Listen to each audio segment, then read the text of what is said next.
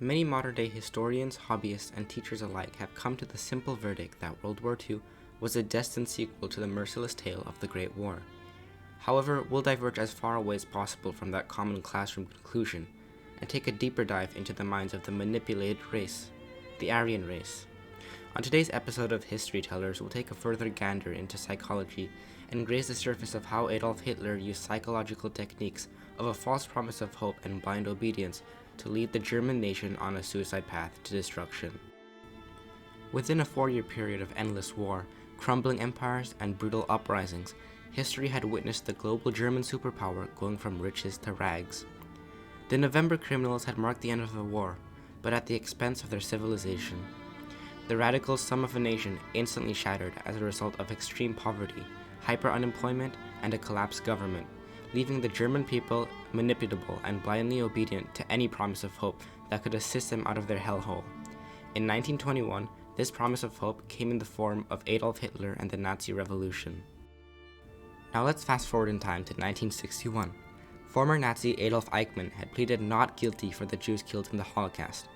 Eichmann's defense was that he was merely following instructions when he ordered the death of millions. Now let me ask you a question. If your teacher asked you to switch seats with a fellow classmate, would you follow their order? Most people would say yes and switch seats without hesitating. It's a basic instinct to do so.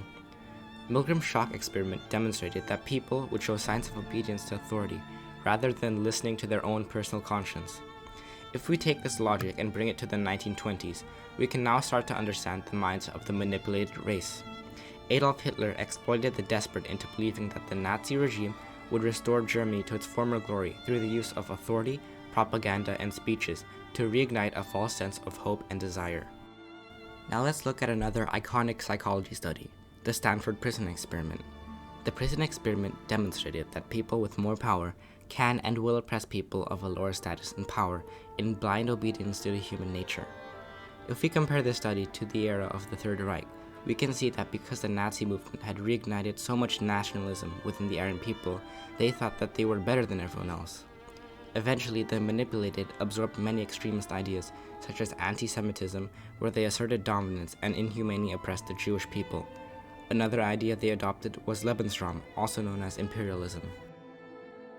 To conclude this episode, I believe that the collective feeling of jealousy, rage, and unfairness building up over the years due to the Treaty of Versailles, combined with the reignited nationalism through psychological techniques, fueled an insane lust for vengeance, propelling the German people to acclaim their once high-held pride.